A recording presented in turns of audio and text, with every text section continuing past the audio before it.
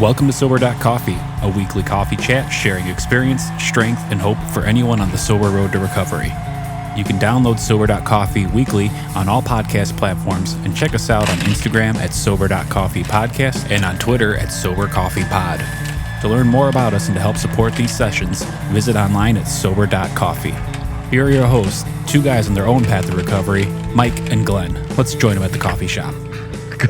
Man, we are on that path, aren't we? Well, it's so funny because just a little behind the scenes, right? So the muffins just came out, right? And like Brian's doing and thanks Brian, Audio Hive. Brian's getting us all set up, and the music's coming on, and it's playing, and then I hear this bag rattling around, and there's muffins and coffee, and that's why what's going on here? That's why we are not Joe Rogan level. No, we are not. We don't care. We just don't care. But hey, we are on the path of recovery. Yeah, we are. The sober path, and you are obviously on the path to Dunkin' Donuts this morning. So I certainly appreciate it, man. Sober.Coffee runs on Dunkin'. Fantastic. Hey, speaking of coffee, and I don't want to give a shout out to the name, but I will. Yeti. They make this product. They make this. I don't know. I got a 30-ounce tumbler or whatever here, and I put coffee in it. Mm-hmm. The coffee stays hot for 2 days, almost too hot. So that's yesterday's coffee? Is that what you're telling me? No, I made it this morning, but it's too hot to drink. Oh man! So I got to take the lid off and let it. It's too good. The product's too good. You need a support group. I've got enough of those. I'm not adding any more support groups to my life, man. Hey, we got table for three today. I love table for three. Yeah. And we have muffins. Yeah. So we're going. Bring it on. We went back to back. And, we dragged. And the coffee started to kick in. Yes, we dragged Elizabeth back. Hello, Elizabeth. Hello. Good morning. We dragged her back Elizabeth? today. We had such a great time last week. Great story of experience, strength, and hope. Yeah, really, really good stuff. I just so related to it, and for those that haven't listened to it, go back and listen to Elizabeth's story. But I so related to it, and really that one moment of surrender was all it took. And for me, it wasn't a strategic plan. I mean, it wasn't in my Google Calendar. It wasn't. I mean, had I tried to quit before? A million times. Almost literally a million times. I committed to quitting, and it never happened. But there was something about that point of surrender where I just said, I'm done. I'm enough. I need help. And I said that out loud, and my life changed. And, I really enjoyed getting to know Elizabeth. I've seen her in the rooms for almost a year, right? And I see her, and she's so sharp and put together, and her sober wisdom. I thought she had like 20 years sober, and I never really talked to her, and I heard her story, and I'm like, man, she's one of us. Oh yeah, absolutely. And and everyone's got a different story, but they're so similar in the fact that we tried, we couldn't do it. We couldn't, he could, and he did. And it blows me away. But we ended last week talking about fun in AA, and I thought, you know what? It's the beginning of the year. Let's talk about fun in AA or fun in sobriety. Fun in sobriety. Fun in sobriety. Right. Yes, I'm sorry, my bad. I have fun in AA. I just want to clarify. Yeah. So just to kind of cue it up, I got an invitation in my email. The other day for a New Year's Eve party. I thought it came from the White House. I mean, it was the most elegant invitation. I'm like, hors d'oeuvres and a setting and a DJ and it was beautifully packaged. And I looked down and it was from Elizabeth and her what do you call them? Your gang of girl gang. Girl gang. Right. Yeah, that was Brian G. He did that invitation. Really nice. Yeah, he's a musician. We just saw him at the Roxy Thursday. We go see. We follow him. In sobriety, all these wonderful things we experienced. So it's not drab. No. Sobriety is not drab. Not at all. We'll be karaokeing it up into the new year at Brian G's house. And, all are welcome. It's a sober event. Mm-hmm. But it's one of quite a few. We do it open houses every couple months. We've had a bunch of them. You had a bonfire. Mm-hmm. I know in the summer. Yeah. Resentment Burn bonfire. We had the Halloween party.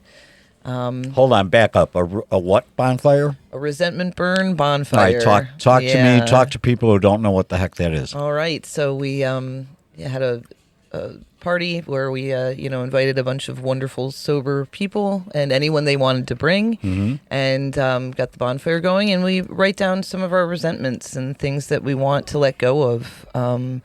Whether it's individual resentments we have or broad ones. Write them down on the paper, and then we all sit around the fire, and we can either discuss them and talk about them openly, or we can throw them in the fire without any discussion. But I've written them out pen to paper. I think is really important, and it helps to not only draw attention to the things that we need to work on, but to release them, to let them go. That is so powerful. I went to a retreat early in my sobriety, my first year. And maybe second, right at the flip of that first year into the second year. And I had carried around a specific notebook for my step work.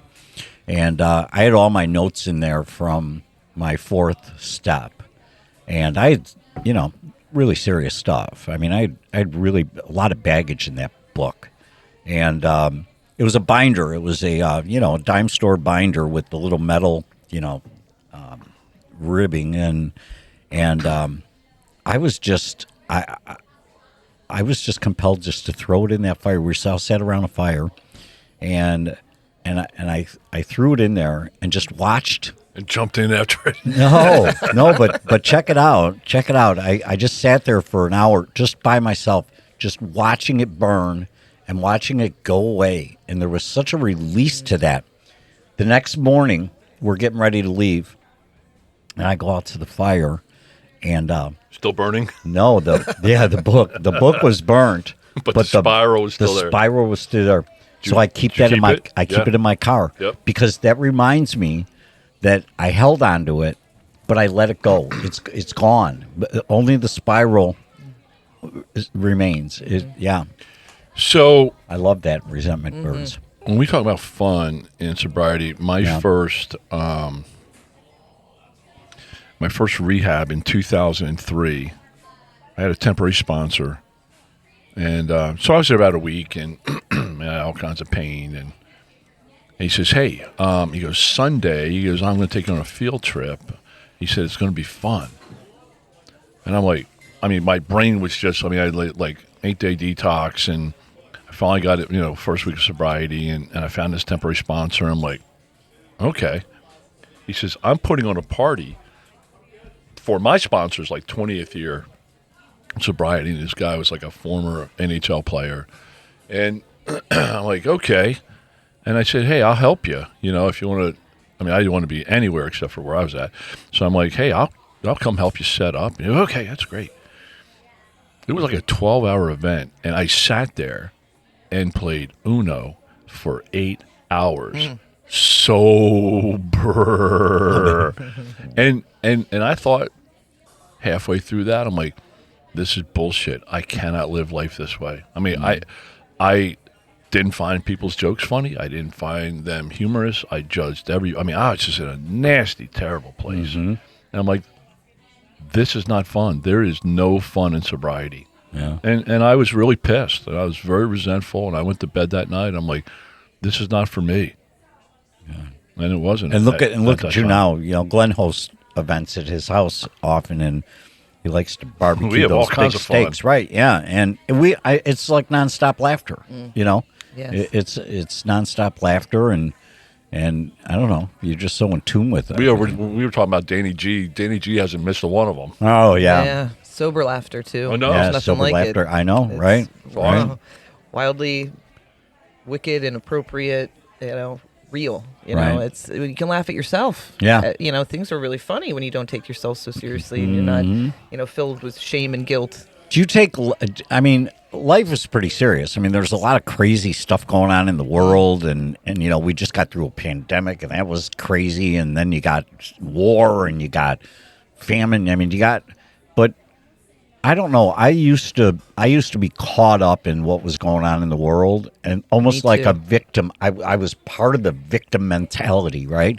Yes. Now, I really don't. I know what I can impact and what I can't impact. I can impact my grandkids and spend an hour with them, really engaged, crawling behind their eyes. To me, that's a better use of my time than telling myself that I'm paying too much taxes and spending an hour watching misspending on TV. Or at least my view of misspending. Man, I just had a brilliant comeback to that and it just totally left my brain. Oh. Yeah, I was a social justice warrior. Other people's problems, the world's problems. I at the time thought I was passionate, and I was just deflecting. I didn't want to look at myself, so look at everybody else's problems. And things are still going on in the world that are out of my control, though. Right. Acceptance. Right. Acceptance. That was huge for me. Have to accept, the world, and I have to work on myself. If I don't work on being happy and my life and the people around me and helping others, one-on-one or, reaching out, how can I help anybody? Yeah. I was more, social media, I like you said, the world's problems, a rabbit hole, I'd go down it absolutely. for hours. And now of course, the world is a rough place, but it's, January 6th, your sobriety has to be the most important thing above everything, and first and foremost. And just to clarify, Elizabeth is referring to the January 6th in the Yes. 24-hour day book. Not what happened in Washington, Yes. D.C. that Not the night. January 6th Yes, event. that's right, exactly. Just to clarify. Just to 24-hour clarify. book. But that's Yeah, my the favorite 24 one. I mean, hour. that's It the is. one I live by. I mean, It's on our sobriety's the most website. important thing, It's on every page of our website. Yes, It's most just a important gentle thing. reminder. Yeah, right. It is the most important. So, thing. Elizabeth, we use a lot of words, especially in AA and stuff, and I always, over time I've learned to dig in and try to define them, right? And some words I still can't define, like happy. I can't define happy. Not sure why. So how would you define, and we have a lot of sober curious folks, that kind of check in and join us in the coffee shop. How would you define, if we're going to talk about fun, how would you define that? How would you define fun? Oh, that's mean.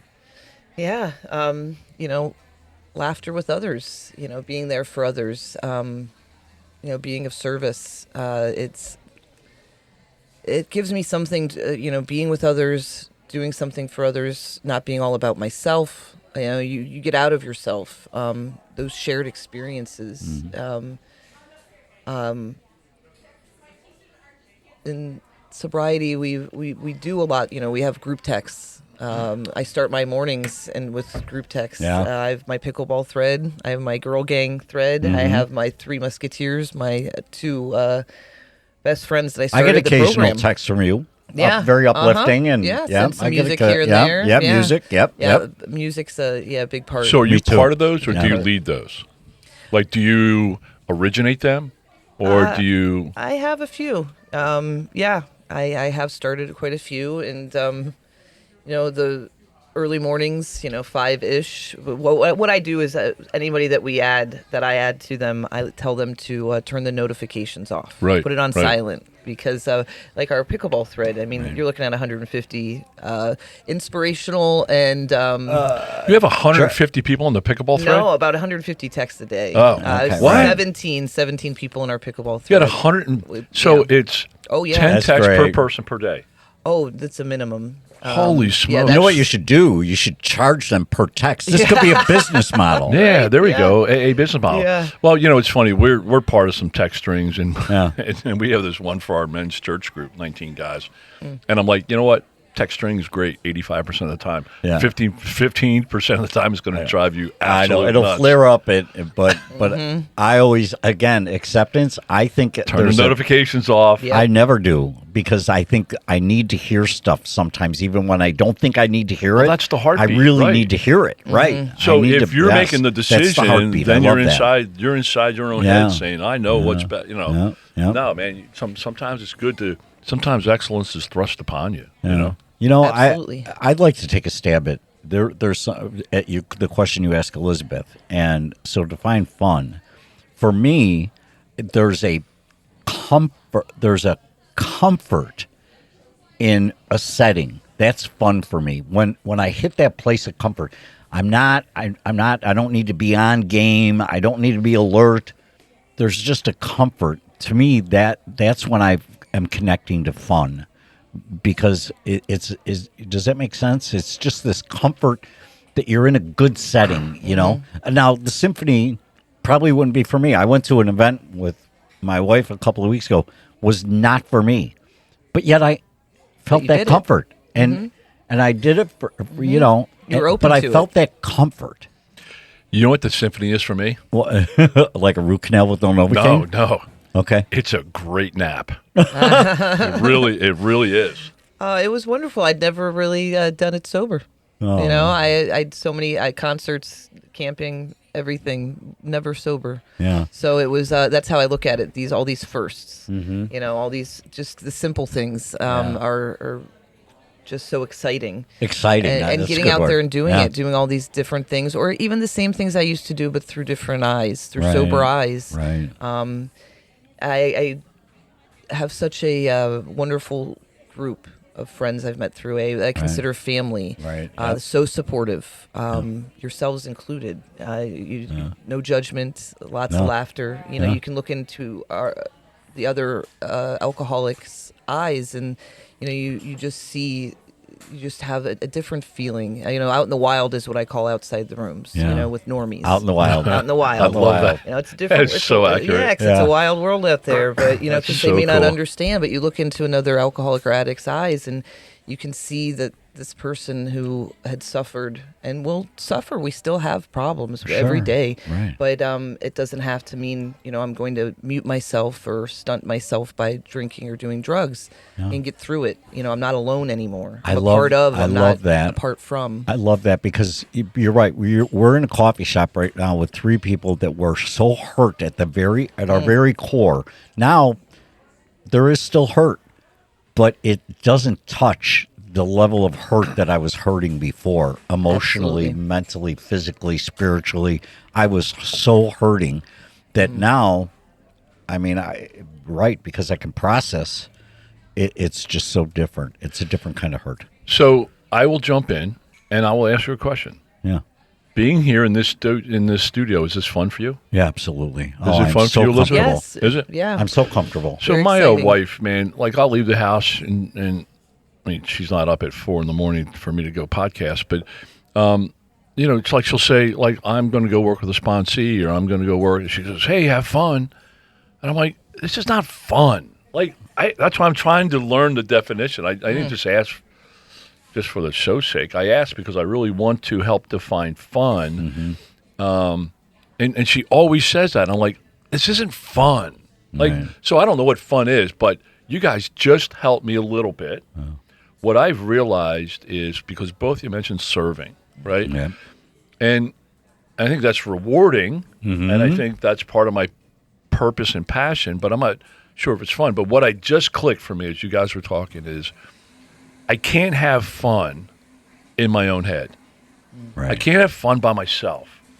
In my own head, my head's spinning, you know, and it takes others to have fun. Like I'm still trying to figure out what it means. I think the only word in this whole process that I understand is peace. Right. I know what peace is, right? And I've got a good and love. I've got a good definition for love. But fun, I think there's got to be others Right. We around. need others, yeah. Yeah, for fun. Well, and you do for love too. I mean, it gets boring loving myself, and I'm still challenged with that. I mean, there's still a lot of things that I don't embrace myself. I mean, I'm at a distance. We do like the air hugs with myself, you know. See, I'm a hugger. Yeah, I know. You know that. Well, I'm okay with unconditional love others. I'm way good with that. yourself. You know, love your neighbor as you love yourself. I always had a problem with that, because I love my neighbors. I didn't have a problem with that. It was loving myself that I had the challenge with. But Yeah, through sobriety, I've learned to love myself. Yes. Oh, you me know, too. through I- forgiving yeah. myself. That took a while. Yeah. Oh, it took a long while. It took a while for the fear to stop. It took a while for the pain to stop. You know, and you know, it's funny. I don't, like, I've been to AA bowling. it took me a while. So now. How'd that work out, Fred Flintstone? Pretty good. Well, no, it was like AA Uno. I mean, it was or Jackie Gleason. Yeah, but it was that point, and kind of what I'm thinking of is in early sobriety. And Elizabeth, you're in your first year. For me, I mean, I was so. I mean, I didn't even know how to turn a light switch on in the first year. I mean, I was so hurt. But it took me time. So now, if I went to AA bowling or I went to AA pickleball, I would embrace it, and I would actually look forward to going, and I would enjoy the interaction. You know, part of it is I get outside of myself, right? I wouldn't like the exercise part of it, but anybody can do pickleball. Yeah. And I played it. I actually have some pickleball stuff. I should sign up for pickleball. Is it just the winter league Friday. or? No, we do it year round. Outside? Yeah, no, it's indoors in the winter. Friday nights. It was Mondays and Fridays, but everybody wants to be indoors in the winter. And then spring, summer, and fall, it's Mondays and Fridays. Do I have to make a long commitment, or can I do a 1 or 2 time? You can come anytime you want. Out? Okay, but just hold up because Glenn's got to go get a new racket. Do they have rackets? Okay, he's got to get a new one. Does he got to wear shoes? He's going to he's got to get some new shoes first. I've got them already. They're already sitting. Then he doesn't have the right shirt. They're already sitting in my gym locker. Yeah, give him a couple of weeks to prep for this because he's got to be ready. Amazon will deliver them tomorrow. He don't just jump in, right? Amazon delivers. Yeah. I've seen people play in jeans and dress shoes. No joke. Yeah, he's one of our best players too. Yeah. But yeah, it's wonderful, and So you are coordinating. In your first year of sobriety, you are taking the leadership role in coordinating pickleball. Yeah, that was right off jump. That was like 8 months ago. My sponsor had me put my name and number on the board, and I remember thinking to myself, why not put the address of this place? Yeah, right. And I found out in a 7 a.m. meeting why. It was for fellowship. It was so I would have a phone full of numbers from AA. So I would get outside my isolated self. To get involved. The old switcheroo. Yeah, I didn't question why the no address, but it's what I thought. Well, somebody else, fellow AA, asked, and she immediately pulled out her phone, did a group thread between the 3 of us, and said, "This is for Elizabeth's fellowship." It's important that she reaches out to people, and they reach out to her, and so my number's still on the board, and she gave me the nickname Slugger, and asked if that was okay instead of Elizabeth. So that's a funny, talking point. Yeah. It's that fun. It That's brings great. me out of myself. It brings others kind of a little bit of laughter. A lot of them think it's a guy, so that's always funny. Yeah, right. That's awesome. Hey. No, not you, Elizabeth. I need to meet with Slugger. I got questions for Slugger. Yeah, not Elizabeth. Yeah, right. Slugger. Right. Yeah, and it's great, to talk about the fun, because I can't do this alone. You said that about love and having fun. It's not a solo mission like AA, like sobriety. I can't do it alone. That's amazing. To do that in early sobriety, I can remember my early sobriety, I was in so much pain. My sponsor would say, "Hey, call me every day." I'm like, no.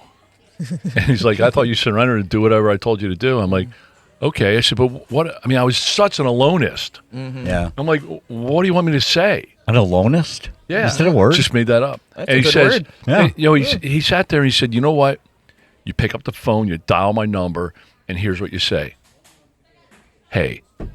Yeah. Can you handle that? And I said, "I can do that." I said, "I will take it from there." I'm like, okay. And I'm getting chills because I just, oh man, I just hated that. I call up and I go, "Hey." And he go, "Dude, what's up?" And I'm like, oh my gosh, man, Yeah. You get out he of was yourself. having fun. But no, I am starting to identify fun. I find a lot of what I do not necessarily fun, but very rewarding and very purposeful. And what I notice most of the time is after the fact, I realize, hey, that was fun. That was fun. Yep. This has been fun. Yeah, absolutely. Hey, man, sobriety, we have a lot of sober, curious folks that are like, oh, man, if I put down this drink, now what? It's amazing. AA Uno. Yeah.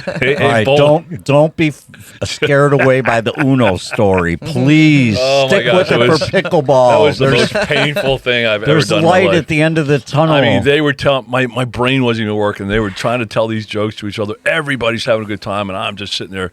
Oh, another hand of Uno. I'm like, oh my gosh, just shoot me. This has been fun. It has been fun. Yeah, Elizabeth, you come back again? I absolutely. What an honor. You rock. Give me some pumps. Nice. Give me some pumps there. There you go. Nice. Thank you for having me. Thanks, Elizabeth. All right, see you soon.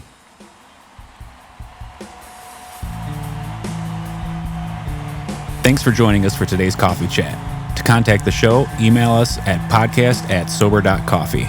If you need immediate help, the AA hotline is 800-839-1686. The National Suicide Prevention Hotline is 800-273-8255. Remember, Mike and Glenn are sharing their own journey on the path to recovery. Any suggestions, medical or otherwise, are their own experiences and should not be viewed as professional advice. See you next week, and remember, there is a solution.